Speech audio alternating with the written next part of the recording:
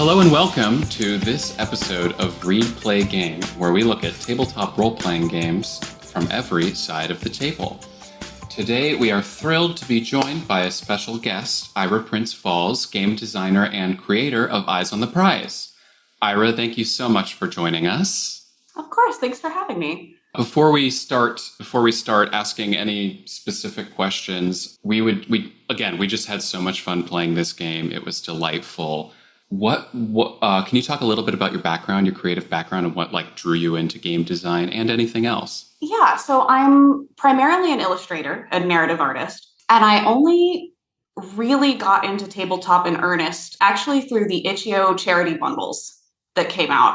I can't remember what the first one that I got was. I think it might have been a bundle for Ukraine a couple years ago, but that was the first time that I just kind of saw the breadth of tabletop games that are out there in the indie scene.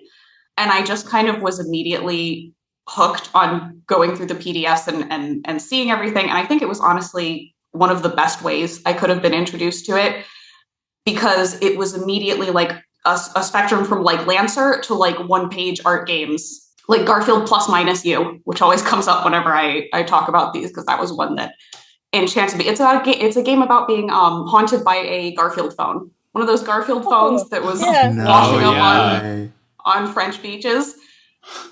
Really good game. So fun. I'm writing that one down. But so I remembered looking at all this, and I had some friends who were into tabletop, like Marn Silverman, who's with Moonshot Podcast Network. I remember seeing Marn posting games all the time, but it was one of those things where, when your friends are doing something that you have no idea about, and you're like, that looks cool. I don't know what you're doing, but good job posting those links. Mm-hmm. And then finally, once I saw that, everything doesn't have to be a Lancer, or everything doesn't have to be a system. We're just out here making PDFs. I was like, I can make a PDF. And then I started making PDFs. So true. And I think the materials that are used, like deck of cards and dice, it has also expanded my idea of when I've got friends who don't do any kind of RPG stuff, there are great ways of getting your feet wet, and you don't need to go out and buy anything crazy. And I just appreciate that the materials you need are potentially household items, and the rest is just creativity and imagination. Oh, I had something to say about that and I lost it immediately. That happens to us a lot too. And if it does, I was thinking you talking about when your friends are posting links. A lot of my friends are okay, about this podcast. I don't think they really know what I'm doing, but they're "Are you winning, son? Are you winning?" Precisely, are you winning? It does feel very much like there's a lot of preconceptions about what RPGs are and what can be, and when you're really exposed to the full broad breadth of it, it's it can literally be anything. Yeah. I'm home right now, and we were looking for a game last night, and my mom was like, well, what if we did that Eyes on the Prize one? I was like, I'm not sure I want to play that with you, Mom. And so I was like, okay, so you didn't listen, but you didn't listen to the episode, but that's okay. That's so funny. Your mom's iconic. But regardless, I do want to double check. Out of the PDFs, is this the first actual TTRPG you released? Yes, Eyes on the Prize was my first game ever. Wow. What a Banger. start. Strong debut. Strong debut. Hearing about you being an illustrator too, the characters that are included and the drawings are just fantastic. Those are your, what am I trying to say, OPs? Playtesters? Yeah, they're the playtest characters, Yes. right? They're all of the characters that were rolled up by, well, not rolled, you don't roll anything, you just make things up.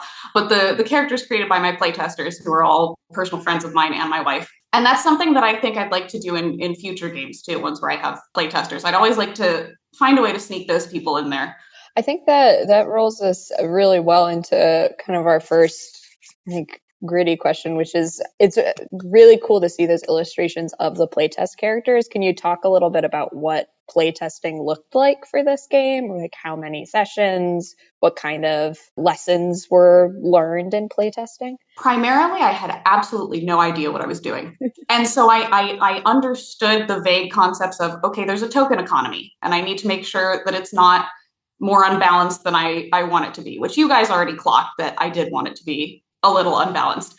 And I remember like coming across at one point, I was figuring out those bounds of the dice rolls, where if you roll too low, you do poorly. If you roll too high, you do too well, and you start catching feelings. And what you really wanted was that middle spot. And I had been figuring all of the probability on that as if you were just rolling a d20, as if you were rolling one dice. And then I had to go through all my math and figure out the very, very basic statistics thing that I hadn't realized, which is that rolling multiple d8s is not the same as rolling one dice. So I had to retool all of that. And I didn't know, I was like, surely there are tools online to do this. I don't know where they are, so I'm just going to roll all of the dice 500 billion times and take tallies. I wish I could find, I don't know where my notebook is that shows the carnage of me hand doing tallies. Jess is like salivating right now. That's like a dream. I literally do that all the time too. I was like, well, this is the way that I know, so we're going to do it that way. A lot of it, I could playtest myself just in terms of figuring out token economy, figuring out how quickly you can hit 10 on any of the boiling points for your different sections, because you can just kind of click through and not do the prompts. So a lot of it I did that way, and learned very quickly that there's close to no rhyme or reason on how quickly you hit the boiling points. You can go indefinitely, or you can hit it within a couple prompts. And I ended up deciding that I really, really liked that. Yeah. And I've ended up finding, now that the game is out there in the world, that I was right to trust the player with, if you're not ready, then just keep going. Because I see that happen a lot in playtests. And I think it also means that, conversely, if you have one of those things where you're coming back from the boiling point over and over again, I also trust players to decide when enough is enough and when we need to get out of here. But so the playtesting with my friends honestly ended up being something where it was kind of a victory lap for me. Cool. Because a lot of the mechanics had been ironed out, and now it was just testing, okay, I think this is fun, and my wife thinks that this is fun. Do you guys think this is fun? And once I got the go-ahead on that, it pretty much, I think that Eyes on the Prize, I got the idea for the game. I got the, hey, wouldn't it be funny if there was a fake marriage game? And then sat on like 10 sentences about that in a notebook for a couple months. And then I think one day I was just like, okay, it's time. And I sat down and got it done in like 2 weeks. It reminds me a lot of the game the other game that you created. What was it? It was Smoke Weed and Do Something. Smoke Weed and Do Something. I love the title. Sometimes you just do things. And that was for a low effort jam. And so I think the description for that, let me check. I think I mentioned how long it took me. Yes. Which I'm actually so curious. I was looking through your itch, is it itch.io? Itch.io. Itch.io, looking through it. And that game in particular, I was like, I have no idea what this game would be if I fully downloaded it and looked into it, but I'm so curious. I'm so curious what some things I will be doing. That was a real whet your appetite page to be on. That one, an hour and 20 minutes for Smoke Weed and Do Something. Wow. And just speaking about the manual itself, some of the language is just so witty and fun, and it just feels so personal to just, I assume that's your just wit coming through. Like, I love your ex is here. God fucking damn it. And the descriptions about the shitty, opulent court life, like it immediately like drew me in, and it feels, I think you were talking about like, oh, it doesn't have to have a whole system. It can be just creating this like world and inviting the player in through some of this, like even the way you wrote it, just, I don't know. I'm just gushing about it. Thank you. Absolutely. That's something that I noticed when I was kind of sitting here with a little Google Doc, like pulling together like links of games that have influenced me and stuff so that I would be prepared. And I noticed that a lot of the games that I like are one-shot indies that are really, really committed to one specific bit and are really committed to an extremely narrow slice of the kind of story that they want to tell. I was thinking of, there's like Skyscrapers Blotting Out the Sun is a 2-player game by Speak the Sky that is about an author and a translator. And you play it by having the translator make footnotes and adjustments and notes and underlining things that need to be defined, and kind of the dialogue that happens between those two individuals in that really, really specific relationship. And another one is, I mentioned Marn before. Marn has House, which is a game, it's a map drawing game where room by room you explore an abandoned eldritch house where something is extremely wrong. And the playbook for that, the rule book for House, is one of my favorite rule books that I've ever read, because it has its own self-contained narrative, in sort of in the way that some playbooks will offer kind of a running example of play with like 2 characters created just kind of for those examples. For House, the entire playbook is a narrative example of one of it. And so I like those things that kind of straddle zine and art piece as well. And the other one I was thinking of, besides Garfield Plus Minus You, which is about the haunted Garfield phones, and is also like a really compelling game that I wanted to play the moment I read it, because it's about this horrible haunted Garfield phone shows up at different like major life events throughout your life. You are tethered to the Garfield phone and asks you questions, or sometimes just sits there, as Garfield does. And then the other one, I think that this one was meant to be like a 3-game. It was meant to have 3 volumes. I think only the first volume is still out. But Orchid Delirium is a game about orchid hunting expeditions during the reign of Queen Victoria. And that's another one that, and I can shoot over a file with all these links as well. Please do. Love that. Please. But so as I was collecting all these links, I was going through my library and going, okay, which ones like made me want to make games? I realized these are all hyper-specific games. These are all games that do not care if your existing OCs fit in. Do not particularly care if you want to tell a broader or different. No, we're going orchid hunting. That's what we're doing. You're talking to the Garfield phone. And so it's a Monday. And it's a Monday. God fucking damn it.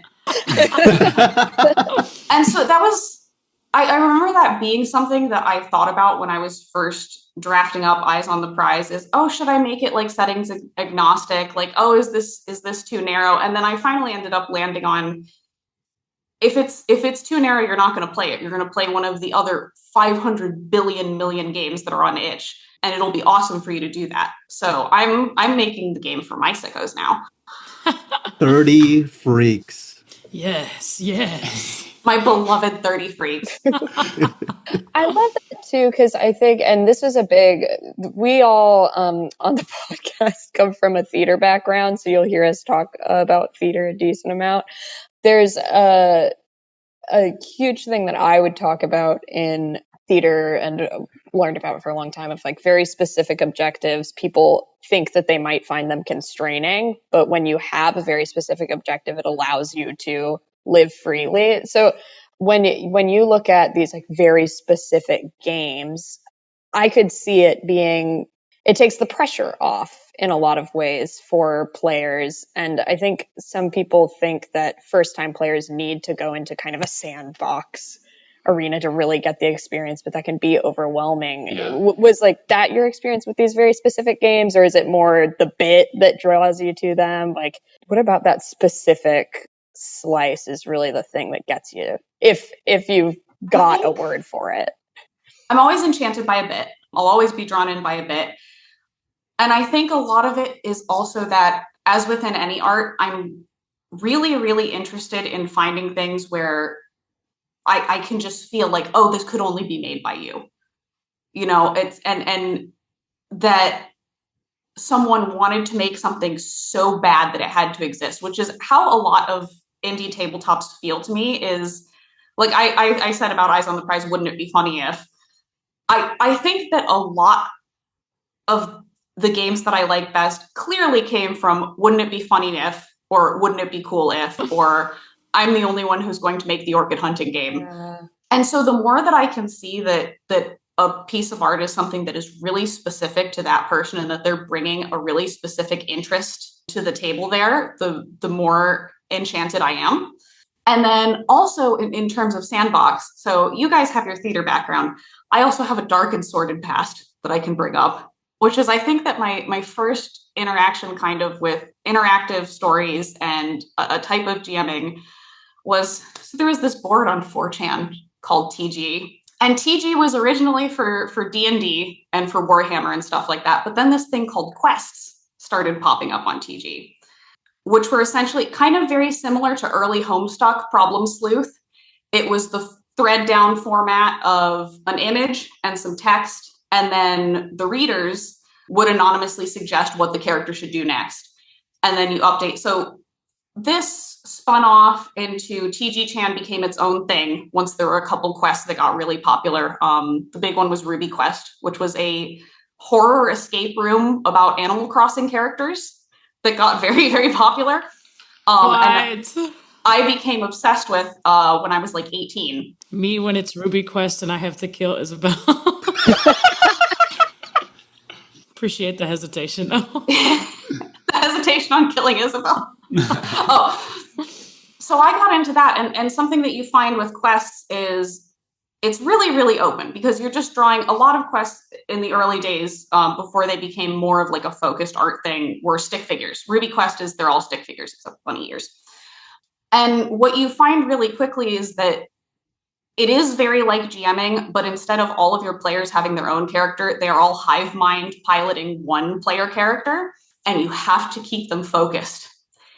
And you learn that anything in this game that I'm trying to make for you guys that you can break, you are going to seek out and break.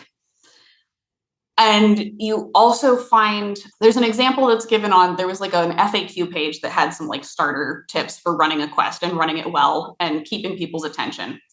And one of them used an example of 2 doors, which is if you give your audience 2 doors and you say pick one, and one of the doors has something cool behind it, and the other door kills them instantly. That's not fun. Nobody likes that. Nobody likes those doors. And so if you're going to create situations where player choices have those kinds of consequences, either they need to know what they're getting into or it needs to be fun anyway. And I think all this to say that I think that quest author mindset of, okay, I'm trying to keep you guys doing what I want you to do. But as long as there's random chance involved, and also as long as I cannot supervise you guys directly, which is very much the case when you put a game out there, I need to make sure you guys are having fun anyway. And that was the whole philosophy behind the 3 different endings, the plot and the suspicion and the affection endings, was once I started realizing there's very little control over how fast tokens actually build up and what the outcomes are. I exerted a little control over boiling points. But the end goal becomes, rather than trying to wrangle all of the numbers, just make sure everything is fun no matter what happens. I think that that's a philosophy that maybe I would have arrived at eventually, but I think I arrived at it faster by having a background of maybe possibly still active 4chan users into playing gay furry games with me. And I did want to, because obviously since you've listened, you know that we did kind of touch on like, if you want it to be skewed towards romance, you can do that. Like that's a mechanic in the game. If you're picking up affection to, like if you come into it being like, I want us to end up together, then you can just pick more affection. Like you will be more affectionate and pick up more affection tokens. So I thought that was a really nice way to give that power to the players through that mechanic. Was that something that you had initially, or was that something that you figured out later? Just the specific mechanic of the affection tokens, I thought was just so cool. I don't remember exactly what prompted me adding it at this point. I do remember that the second it was in the rule book, I was like, this is my favorite rule and it's staying.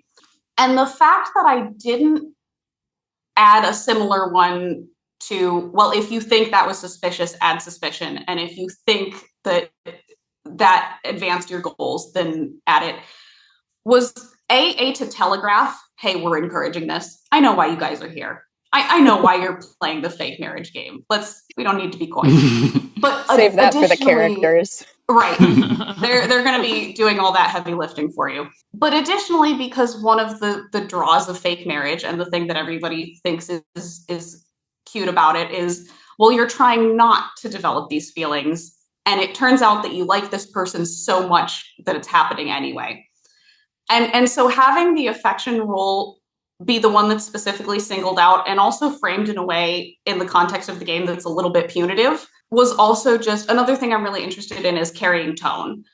And so sometimes when I get stuck on something when I'm writing a game, what I'll return to is, okay, how is this supposed to feel? How are you supposed to feel while you're playing this? And then once I narrow that down, I can go, okay, what rules can I use to poke and prod you guys and make you feel that way? That's so interesting because I really found it effective the way that you use these sort of meta rules to enforce that. Like we were talking about the like not writing down the lies so that you can actually be lying. And then also the like mini game aspect of it with like the, what did we write? Like example, like the rock, paper, scissors or just the 1, 2, 3, say the same thing at the same time. That was a very, very effective, I think, way to communicate a lot of that. That same, I feel like notion, I guess I was thinking of when y'all had to pick the nickname and the little footnote where it was like, if this makes you two laugh, you also get that affection. And I love that was part of it because we do crack each other up. I love that you guys did zero in on that the phrasing of the affection rule is if it makes you fall more in love with the other player's character, which was the intent also was to kind of, I hate to say break the fourth wall, but yeah, to make that, to make the emotional reaction, to incite bleed. I'll have to find this as well and send it to you guys. But there was an article I read once about bleed and about how it's something that of course we mitigate for and that we have safety tools to make sure that it never gets where someone doesn't want it to be. But it was an article about how bleed is not always necessarily a bad thing. I think it might be by Eclipse. It might be by Darling Demon Eclipse. But bleed is also something that's really interesting to talk about in a romance game, because that was another thing I was thinking about when I was first drafting Eyes on the Prize was I was like, man, I want to play this with my wife. Is anybody else going to want to play this with people that they're not like involved with, or is that going to be too weird? And so it's been really interesting to see that there's another podcast that played it, the Calamity Vault podcast, where all 4 people who played it are in a polycule. And so they were all dating each other for real. And they were playing the character, which stuff like that happens all the time, which is fun. And then I see people talking about hacking it to play it with Pokemon, with their friends, with Pokemon OCs. And tons of the people who play it don't seem to be going from that angle. And it was also something that was really interesting to see how the attitudes on bleed were different in the JP fandom, because Eyes on the Prize has been localized in Japanese. And so I've seen a lot of JP players getting into it. And something really cute that happens is in a lot of the like calls for players that I see when like VTubers put out calls to have players on their streams or people are just looking for someone to play with. Sometimes they'll put whether they don't want anyone of the opposite gender playing because they'd get too shy doing romance RP if it was. And so it's interesting also to see the way that players navigate that bleed or the ways that also it's designed so that it can be as lighthearted as a player needs it to be for things to be comfortable and easy to work through. I mean, as a player in that game, I definitely found the bleed fascinating. I found myself blushing at several points at Jess's advances towards me, and our fake marriage on Twitter. Really... Yeah, I was gonna say you said you like bits. I don't know if you know about this one. I posted some of those promo pics that we took for the podcast, and it got about 4,000 likes on Twitter. I said Anish and I got married or something like that, and people did believe it. So we got fake married in real life. You know what? I also believed it. I fell for it hook, line, and sinker. I did see that, and I was like, "Oh, that's nice. That's so nice." So funny. I've been bamboozled. A lot of my followers are still. I made like some post for like International Lesbian Day or something, and then one of my followers messaged me like, "Didn't you marry a man?" And I was like, "They don't know that Anish isn't a lesbian." That's exactly. Except if they listen to the podcast, they do know how much Anish talks about being a straight man. Meanwhile, I'm in your Twitter messages being like, please say this is for a podcast so that when you post our wedding photos, people won't be confused. Like, So to this day, I don't know. we aim to confuse the public. Yeah, that's. I'm delighted by that. I was deceived. We do a good job. Plot is up, suspicion down. I did have a curious question because we brought it up in the game discussion episode, and hearing you talk about this kind of bleed, game design approaches things not from a black and white perspective. Sometimes it's maybe looking at the genre of romance, seeing where things can thrive. I found that the language in Eyes on the Prize seems to rely on like mutual two-way conversations, agreements, and balance a lot of the times. But the fun of it can sometimes be in the imbalance between the couples and navigating that. And I was super curious about the affection token system, if one person has more tokens than the other person. General things like that. How is you, the game designer, how do you handle imbalance that happens in the game? And do you have any advice for people approaching that if that might make them feel a certain way? So it's really interesting because when you guys brought that up in the game discussion episode, I was like, shit, I did not consider that at all. I had not planned for that at all. When I first designed it, my thought was always that all token counts were shared. And so with the affection gain rule, I didn't even think about it being two different individuals, like both players having to check, did my character? It was just going to be one on the board if either of you felt it, which it ends up being one of those things where in hindsight, you go, oh, I'm filing that away because it's so much more interesting if it's not. It's so much more interesting if both players do have to, because this is an example of where, for me, player intent overrode character intent, because my automatic assumption was that if you're racking up these affection tokens, you're both going to be playing that your characters are both getting into it. And it did not even occur to me the scenario where one character is falling for the other member of the fake marriage, and the other one's chilling. The other one is focused. The other one's like, so we're doing this like for money, right? This is the money is fantastic. You're fine, but and it was not part of my game design philosophy at all. It is something that people have asked about sometimes, whether tokens are shared, and my answer was always tokens are shared. And this was something where hearing that I was like, maybe they shouldn't be. Maybe in a future extended edition, because I have thought about also having an extended edition where there are more rules, more options, challenge mode where you try to get the suspicion end because it is geared against it. And also rules for having, not rules, but guidelines for having a GM or a facilitator, because I noticed that a lot of people do play it with a facilitator anyway. But yeah, that was something that really got my gears turning, because I was like, that's a really, really awesome intricacy that could be in there. Or even just in the sense that like they can still be shared, but almost maybe different color tokens in a way where it's like you can see the pool, but you know who felt what at what time. Because that seems like it could also just slightly inform a slightly different narrative ending, like the same way that if you get one specific ending, you can still consider the number of tokens you have in the other two categories. So like, in addition to considering, we get the affection ending, also considering how many suspicion tokens we have, how many plot tokens we have, and then also maybe the added layer of like, who had a little bit more affection that might make slightly different for some people. I don't know. That would be awesome. I would love to find a way to implement that, or at least to add it as like a bonus, like an optional rule, because I love stuff like that. And then it also makes me think of another thing. I've mentioned Darling Demon Eclipse, who's a tabletop writer that I really love and that I'm in a collective with. And she, in her game Sapphic World, there are a lot of moves that are about sex and romance, but a lot of them are predicated on, you know, if you roll a certain move, even if you get a success, it doesn't just happen. It's if the other person accepts, it happens. And so that would be another interesting meta thing to add. Like, for example, for the affection boiling point is, you know, it's written now where if you hit 10, if you roll close enough together, oh, that's it. You're in love with each other. It happened. You can't do anything about it. But it's really interesting the way then that the way rules are written and whether or not they allow that check-in of, wait, are your characters in love for real though? Do they accept this happening?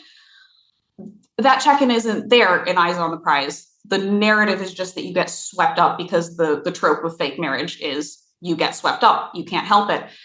And it's really interesting to compare and contrast that with the way that other games about romance sometimes have more of those in the middle considerations and a more direct reckoning with those imbalances. And so I think when it comes to writing imbalance in a game, a lot of times the question isn't how to handle the imbalance or what to do about it, but to recognize in the narrative and in the game that you're making, how much of the imbalance do you want and how much of it serves your narrative and how much of it serves the atmosphere that you're trying to create. Yeah, and that mechanic that you mentioned also with the like whether they accept it or not, that reminds me of a lot of how I've seen that mechanic applied not even in a romantic context with a game like, I believe it was Masks, right? Where like there's certain player-to-player interactions. Influence. What's the move? It's like there's influence, and what's the move that they have that's like reveal their mask or like take off their mask Pierce or the mask. Pierce the mask or something where it's like, here you've rolled well, and so you've like done this successfully. However, here's what mechanically happens if this person wants this thing to happen to their character. However, if they're not comfortable with that, there's another mechanical thing. You know, there's a separate mechanical, maybe it's not as advantageous in this respect, but like it is a good way to give agency and communicate in the moment on that too, which is really nice. Which I want to commend you for putting like safety tools so front and center with this game, because a lot of it does feel like play with people you know and trust and are wanting to play a romance game with, or I mean, you don't have to know them, but you know, have this understanding going into the game so you can navigate those things. Like mechanics are always fun.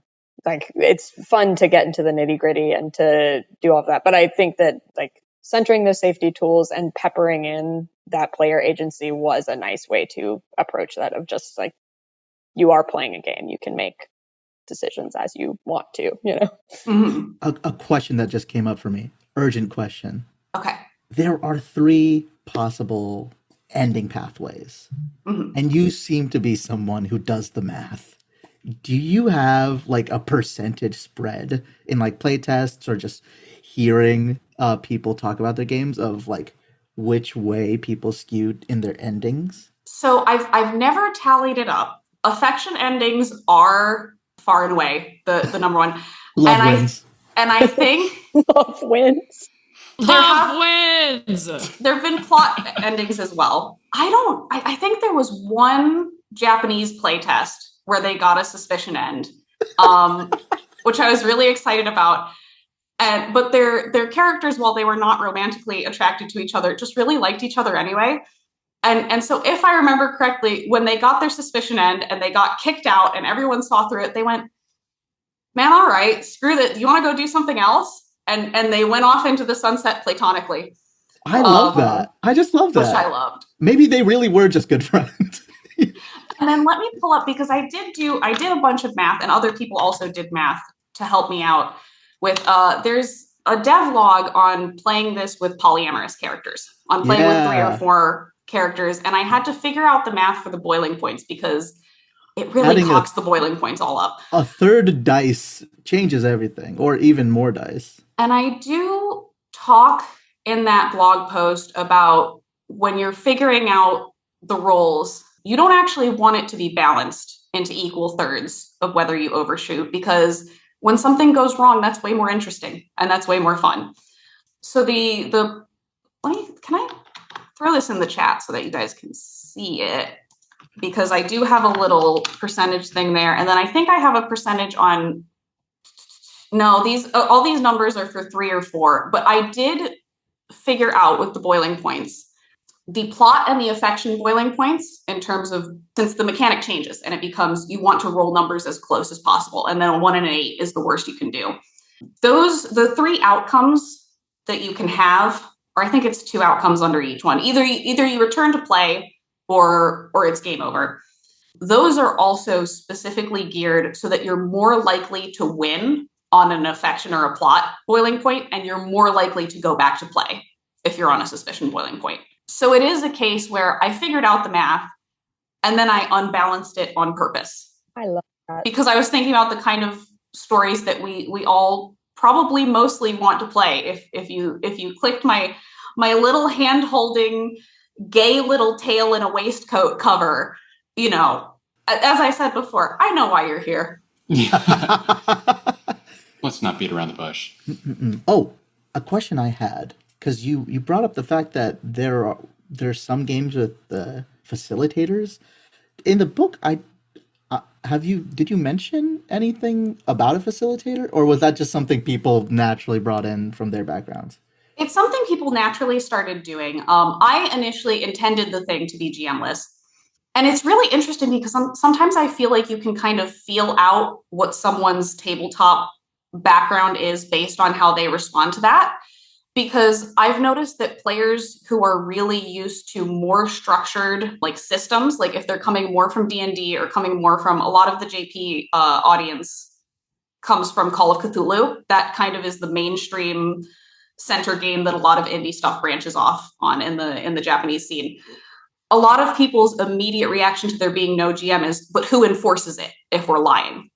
Or I see people bring up when they read the thing about you can't write down anything that's not true. They go, oh, but who catches you?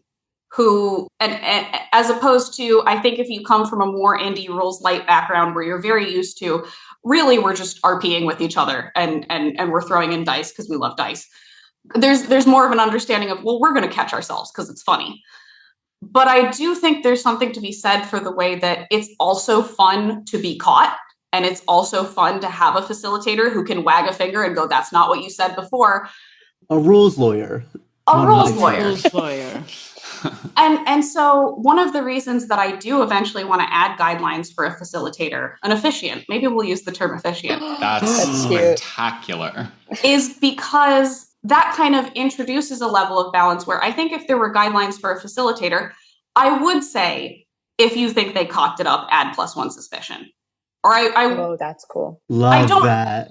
I don't know if I would add a way for an officiant to say, oh, you guys did a really good job. You get another plot. I think I'm going to make you guys work a roll for plot all the way. But a way for the officiant to punish you for not remembering things or lying poorly, that I think is really fun. And I think a lot of times the facilitator role sort of falls into the lap of just the person who's read it the most with any game, honestly.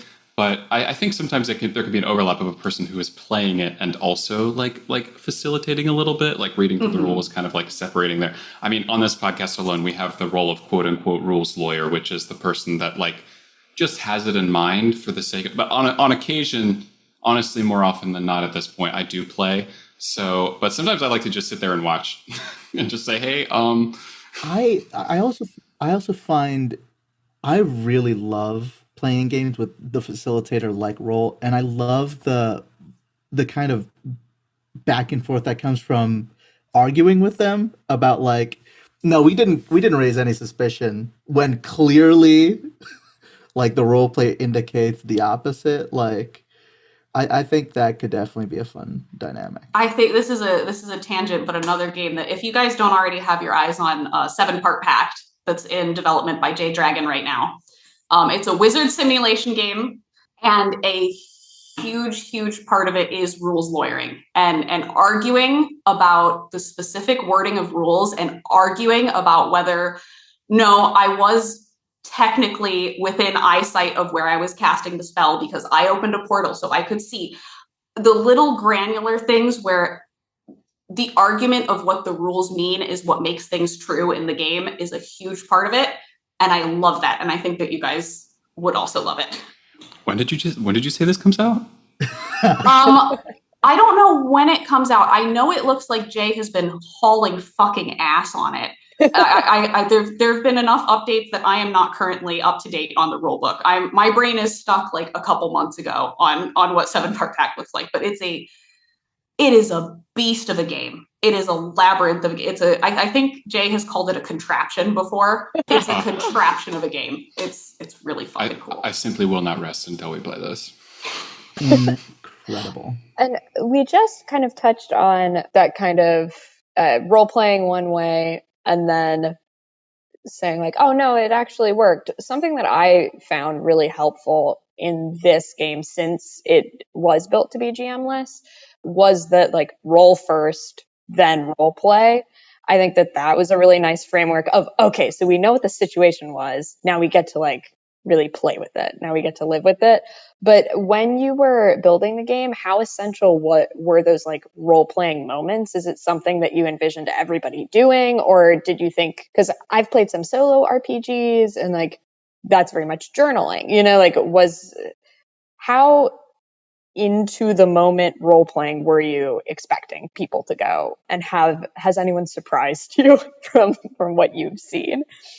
So there was recently a comment on the Eyes on the Prize game page where someone tells me that they've been playing Eyes on the Prize with their friends every day for like 3 weeks, which is incredibly flattering, but also I'm like, what does that mean? Do you mean play by post? Do you mean, I should ask them. My initial thought was they have to mean play by post, right? Because that's also another background of mine is my wife and I we call it our Library of Alexandria. Just Google Docs, hundreds of thousands of words of long form pornography between the dozens and dozens and dozens of OCs that we make in pairs and then bang together like Barbie dolls. Favorite hobby. Incredible. I love rotating blorbos. Rotating blorbos, throwing them in the pear wiggler, throwing them in a wood chipper a lot of the time.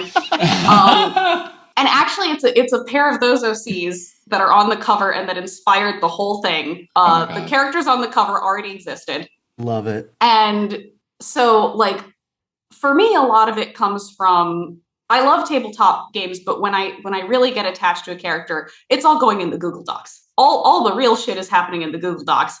And yes, tabletop is where I go to socialize with people. And I am interested in like the story crafting, but for me, there is another cauldron. There is another crucible where these motherfuckers go later. And I think for a lot of other people, I have been really surprised by the amount of depth and also how fucking good people are at role playing out loud, especially listening to podcasts of it. Like you guys, like Calamity Vault. A lot of it, I realized, my view is skewed because I'm just not as good at the role playing out loud in person.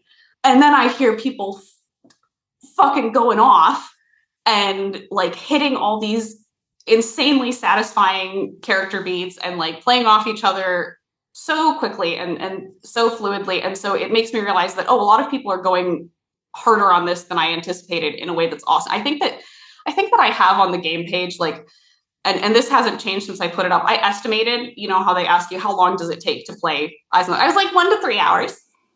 An hour. Maybe I'm going to do a little hour Eyes on the Prize. And I think that I've definitely found, like, hearing other people talk about playing it and also just, like, hearing people play about it on actual play. That's not true. People are not doing 1 hour long Eyes on the Prize playthrough. I don't think that's physically possible for most role-playing games. No. to hit the this is how long it will take, it always takes more. Because like you were saying, it's such a social activity when you're playing with other people. People also just want to chat. Yes. Like, we all want to chat. We all want to hang out. Because I think we had relatively early on, I feel like we hit our boiling point, and we're like, well, this feels a little premature. We want to keep seeing like how this plays out. And I personally loved the time and the narrative we were able to create within that time. Because for me, when we start hitting hour 4 or 5, like it's like gung, gung, gung, gung, gung, gung. So I thought this was like my sweet spot. Like I thought we got the deep, juicy moments we wanted, and it also, like, I don't know, it wasn't like a mammoth in terms of how much ground we had to cover. I love the way that you guys integrated that first boiling point as well, where it was like we nailed it right out of the bag, and now we just need to maintain that for the season. And then the way that folded neatly into the ending that you guys got, I just thought it was really cool. I thought it was a really cool way to fudge that outcome, but still keep it relevant. I love it when fudging is part of the rules. I love it when it's integrated into there. It's an essential part. And on a timing thing, I think that it is, because what like Tori was talking about when they said like we were able to extend it, but then once you get past a certain point, like the way that you can grab those affection points, you could hit the boiling points pretty regularly. I love the idea that you can extend the game indefinitely, but you'll get these chances to be like, okay, we're good. Like, we finished it. We found that resolution that we wanted. Yeah.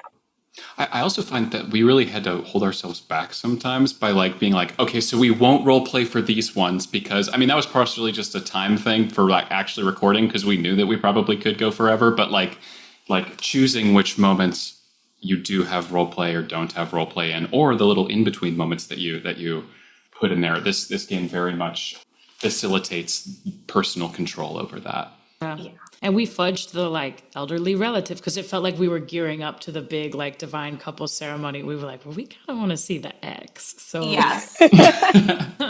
it made for a very satisfying character and like scene and whatnot. So Anish, I know you might want to take this next section. You were talking about Ira, like not feeling like role playing is in your wheelhouse. But again, something that really stuck out was the artwork, which Anish, popcorn to you. Yes, I love talking about art with game designers and their collaborations with artists, but we have a unique scenario here where you are the artist. Can you quickly talk about your background in art? Are you classically educated, or what was your path to get where you are now? So my path was, like many people, I was way too ill to do college at the age that they want you to do college. And I crashed and burned pretty hard in art school, trying to maintain it, dropped out before they could flunk me. And then I had a period of a couple years, frankly, where I gave up. And I was like, okay, it's just not realistic. The art isn't happening. I'm going to keep my head down and I'm just not going to worry about it anymore. Guy who was lying. And then there was a point at which I was working my day job, really exhausted, very little time for art. And I decided, you know what, if I'm not doing it for a job anymore, I'm just going to do whatever the hell I want. And I'm going to do something that's fun and for me. And I'm not going to worry about if it's like stupid or cliche or not good art, because that was something I got very preoccupied with in art school, was good and meaningful and deep art. And so instead, I started something called Trashy Vampire Romance Novel, which was an interactive quest, like the ones that I mentioned before, just basically a forum thread. It was vampire porn. And I would get home from work at like 10 p.m. and I would draw vampire porn until 2 a.m. And then I'd go to sleep and then I'd get up and get to work again. And people really, really, really liked it. And there was this sudden resurgence of interest in art that I was making. And there were suddenly enough people interested that I was like, could I maybe open a Patreon? And when I did, it was way more interest than I thought there was going to be. And it kind of rekindled my faith in, okay, maybe we try this again. So I would say the main slant of the path for me is vampire penis. but more than that, realizing that what was going to not only like people respond when you're being sincere and when you're doing stuff that you're excited about, but also more than that, that a creative career is only for me manageable and survivable if you're doing what you really, really, really want to. And so I moved back in with my parents, and my wife was heading back over to Spain because his visa was a student one.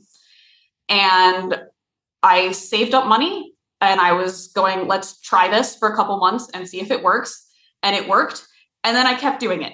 So now mainly I do freelance illustration. Recently, a lot of that has tilted towards the tabletop community. It already was because most of my stuff is private client work. So I'm doing a lot of, people's D&D characters and people's OCs and stuff. But I actually found that the tabletop space is where I really like doing commercial work, because my clients are my peers and they're making stuff that I think is cool. And because it's a lot more stable than a lot of other things I was doing, because people always need art for game books. And so that's where I'm at now is that also I ended up stumbling into the development as well. And it's something that I really like and something that I'm still doing now. I have whips that are getting hammered away at. But for the most part, I do illustration work. And I also spend a lot of time just posting. One of the cool things about being an artist online and Patreon and stuff like that is part of your job can be just doing whatever the hell you want, as long as you're doing it consistently enough that people want to look at it. Mm-hmm. And so I do get to shit post about my own OCs a lot and make that part of my job, which is really fun. I think it's probably the greatest superpower as either a DM or a game designer to be able to draw, like to bring your imagination to life. And it seems like, just from your conversations alone, you hold a lot of original characters in your head. How is that, either through practice, education, how is the ability to like turn your imagination visually and the ability to speak in a visual language, how has that affected your approach to game design specifically, if at all? That's one that's actually hard to answer because my need to visualize is so ingrained in how I approach things creatively that it's hard to imagine how I do it otherwise. And a lot of it comes from, frankly, dissatisfaction with what's out there already. I spent my time in the yaoi mines. I spent my time getting really, really attached to existing characters in mainstream media and going, okay, but I live in the beautiful fantasy world where they're not 22, they're 40. And also where they've had persistent workplace sexual attraction to each other the whole time. And it does mean something that his hand shook for that one panel. And I live in the beautiful fantasy world where And then I started realizing, like, I don't have to do this with anime boy number 56 anymore. I can make my he/him lesbian that has all these things for real because I say so. And so I think a lot of it becomes, more than it being about the visuals, it's just that the stories that I want to tell and the things that I like to see erupt out in whatever way I can do it. And the way that I can do it fastest is drawing. But mostly the stuff I produce is just, I really, really like it and I want to see it, and I can't see it until I do something about it. Mm-hmm. And you guys all get to look too. I love that. I think that actually pretty perfectly transitions us into, we had, like, just since we're drawing to a close around here, we had like a lightning round of just random questions that we wanted to cool. Okay. fire at you, which there's one specifically that relates that I like, which is if you want to share a problematic fave / pairing that you have. Oh, let's see. My problematic fave is Malone from JoJo's Bizarre Adventure Part 5. You're talking to the right crowd right now. Yeah. I had a Malone icon nonstop for years, and it was a real bummer every Pride because I could not bring myself to put the lesbian ring around him. I was like, that can't go next to his face. That's not right.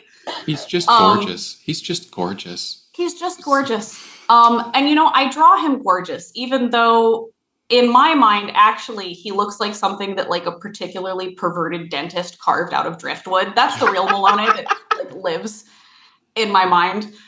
So he's my problematic fave.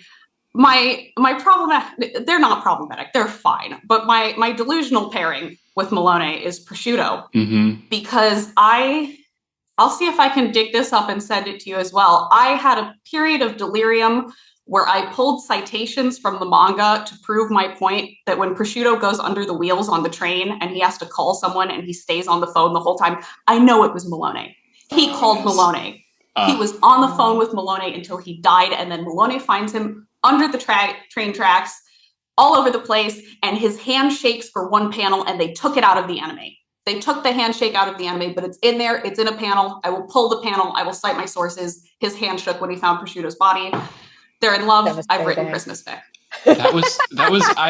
I did love like even with that, like they didn't include that slight detail. I feel like the anime gave us so much for La Squadra that we didn't get in the manga. That was so nice. Like, just I know that like already from people that were into the manga, we're adding so much of their own fan lore to these people, and I'm like, thank God they're giving at least a little bit of service for that, because I know that that's one of the most popular parts of Part 5 fandom in general. I think I do have a couple really blurry, really bad screenshots of like their really ugly distance models where like prosciutto and Malone stood next to each other for 1 second, and it's in a folder called Victory.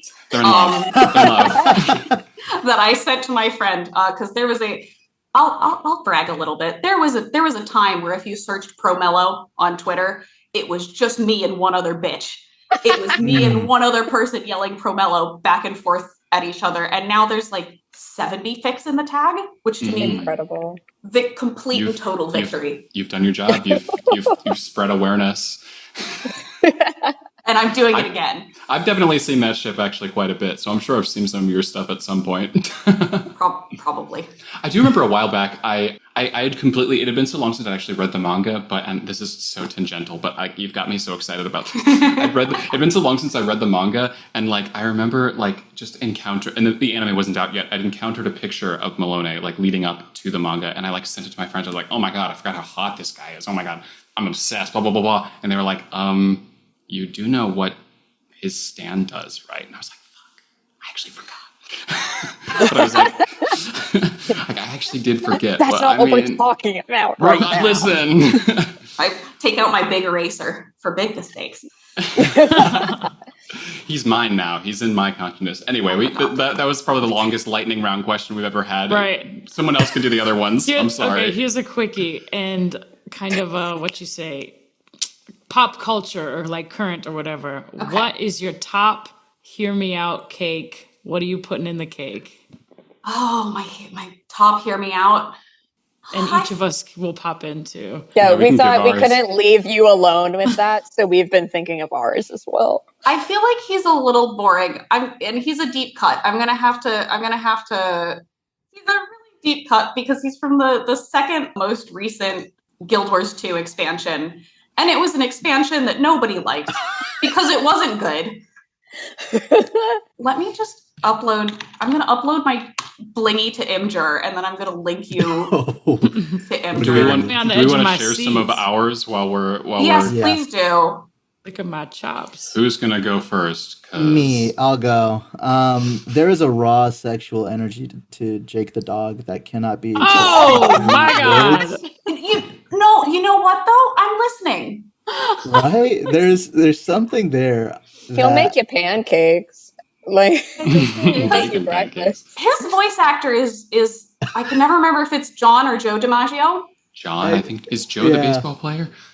Joe DiMaggio is the baseball player. John DiMaggio also voices another one of my Guild Wars crushes. Or he did until Matt Mercer took over, which I'll hold my tongue. But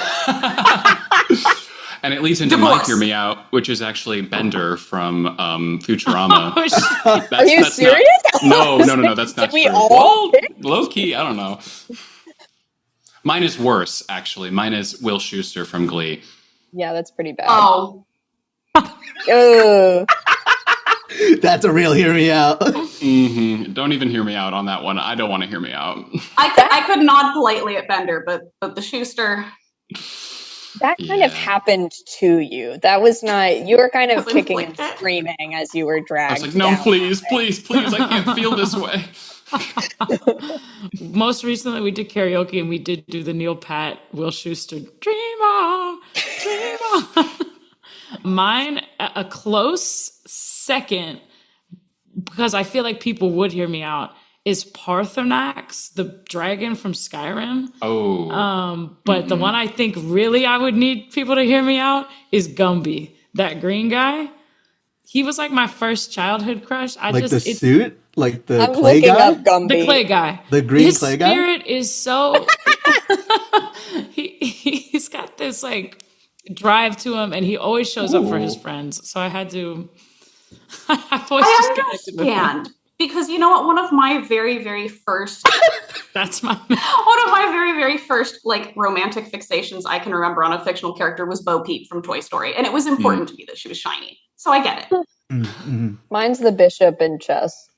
Oh! Yeah. That makes sense, actually. In general? I used to play chess at my grandma's house a lot growing up. She had a nice chessboard.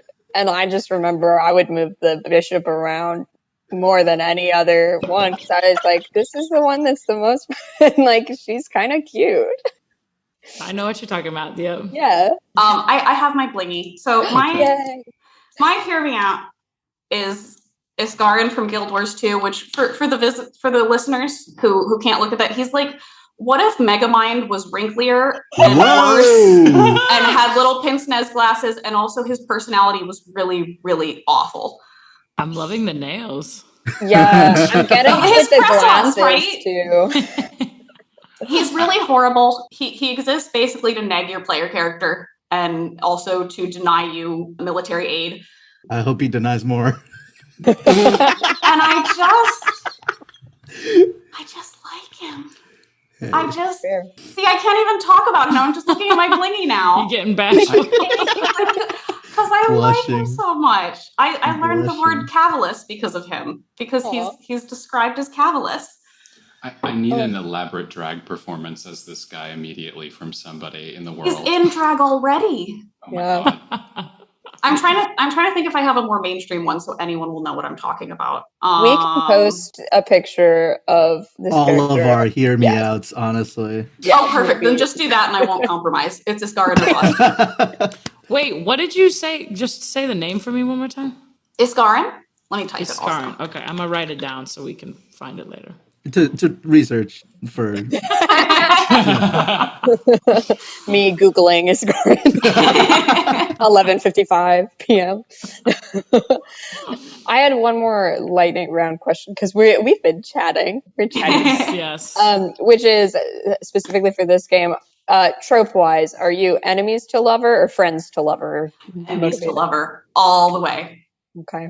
100%. It's better simply because you hate each other at the beginning, but then you find the love.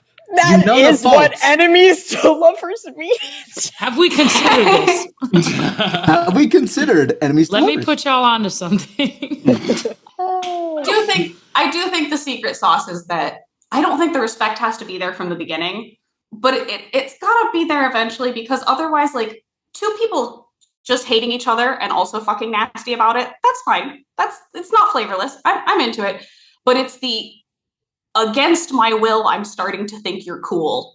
And That's it for me. That's why Megamind and Metro Man should have ended up together. I actually don't agree. I could get into a very long argument about this. About Megamind and Metro Man? And I won't. We can have that off the call. I'll have that. Yeah, like This is happening in the Google Docs. I think, Well, I mean, the thank appeal you. of friends to lovers. Sorry, okay, continue. We could be I was- here all day, yes. but thank you so much, Ira, for chatting with us, giving us your It's been time. such a delight. Such a For delight. having me. This was super, super fun. I could talk about Megamind with you guys for ages. It's beautiful. You've come to And the right place. if you have any cool projects to plug or any of your socials, anything that is on the horizon, let us know. Yes. So I am at Ira Prince on Tumblr, Itch, and Blue Sky, and I'm Baphomet with a 0 on Twitter.